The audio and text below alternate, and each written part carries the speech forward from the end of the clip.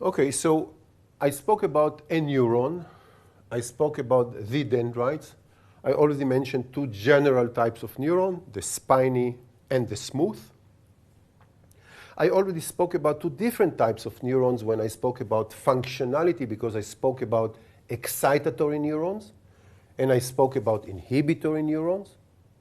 So there are many ways to classify neurons. And speaking about neuron types.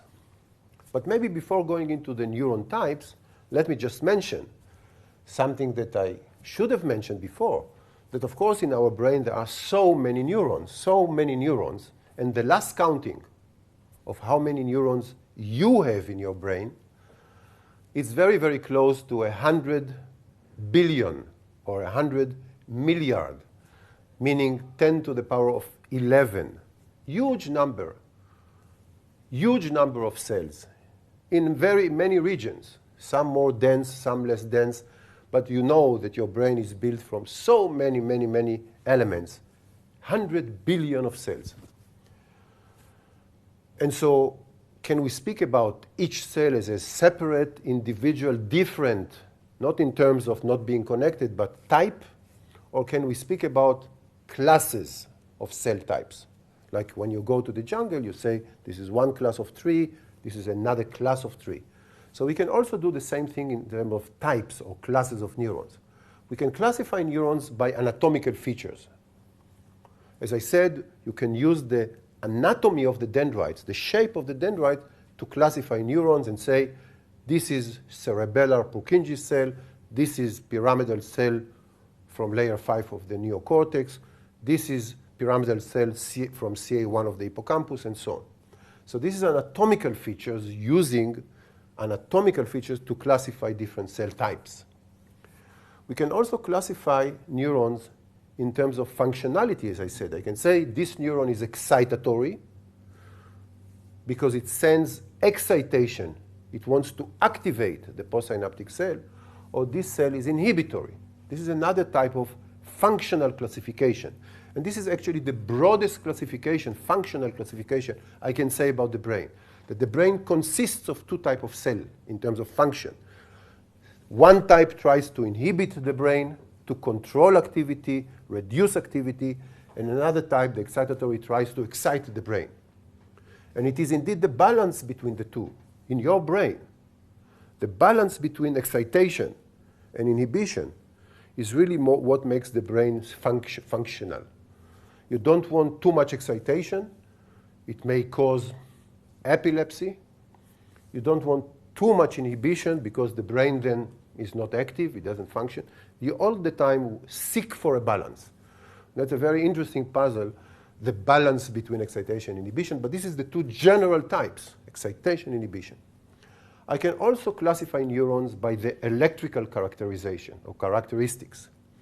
Some, as you will see, some cells like to fire more spikes, some cells like to fire less spike, and also with the different patterns of activity. So you can classify neurons by electrical types, morphological or anatomical types, electrical types, functional types. I can also classify neurons by their chemical characteristics. What chemicals consist of a particular cell type? And because today we can use chemicals, stain chemicals, we can see that this cell consists of this type of chemical and another cell of this another type of cell chemical, and so on. So chemical characterization. And of course, you can also use the gene expression, which genes are expressed in what type of cell. So I can ask the general question, how many cell types we have in the brain? Is each cell a different type? Or can I say this is layer 5 pyramidal cell, and all of the pyramidal cells in layer 5 are the same?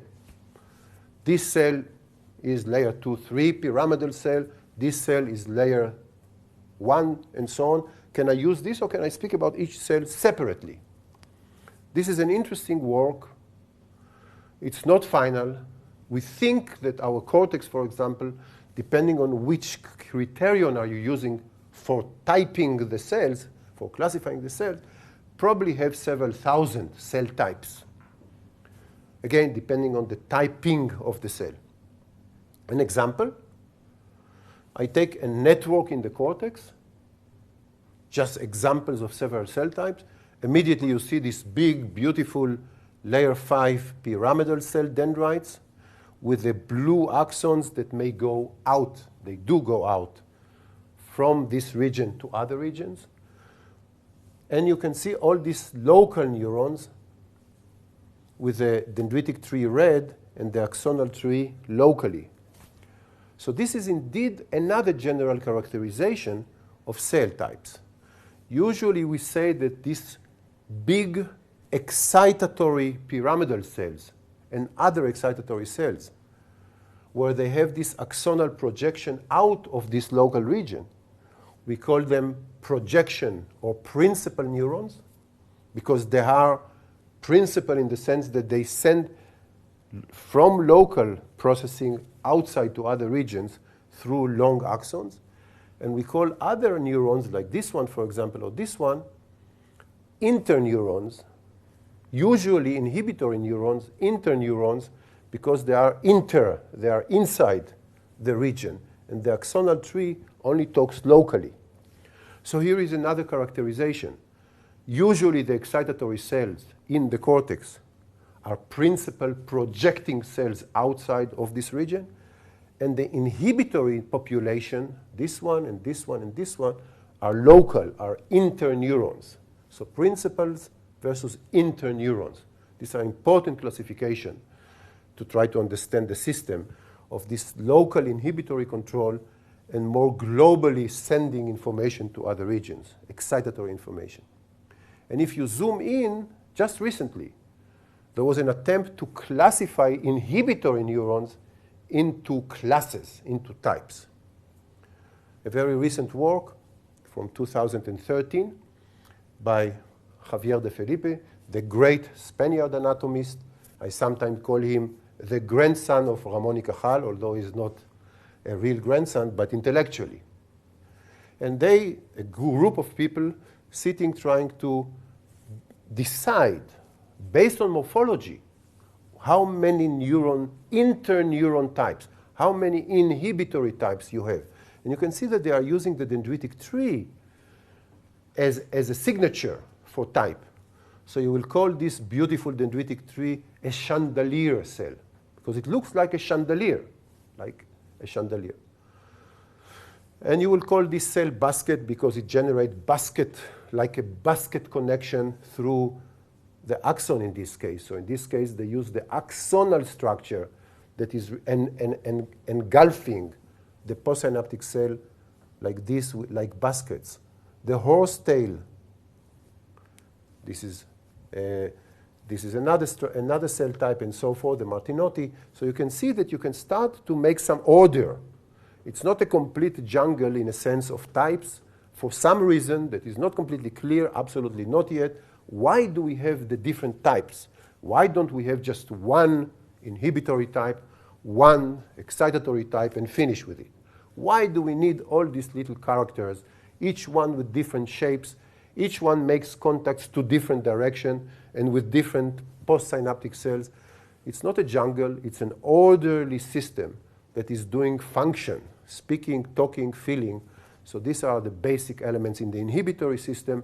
We can do the same for the excitatory group of cells. One is called pyramidal cell in layer 5.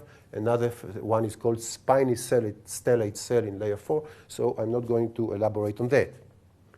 So this is morphological characterization or classification using morphology as the parameter for classification. But I can also use, as I said before, the electrical-based classification, so based on the spiking pattern of neurons.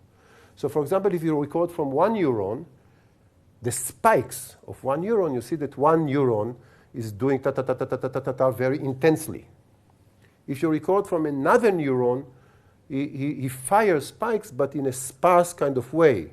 We call it stutterer, because it stutters. Ta-ta-ta, ta-ta-ta-ta-ta-ta-ta-ta-ta, a stutterer. Another stutterer. So there are different types based on the electrical activity. And each one of these cells has an electrical character. This type of cell wants to do ta-ta-ta-ta-ta-ta-ta, and then accommodates slowlier and slower. So very fast beginning and slower here. This is a regular firer. It fires very regularly, fires spike after spike with a very regular intervals. So we'll call it a regular firer and so on. And so this characterization, which is independent of the morphology, the morphological characterization is just based on how you speak electrically.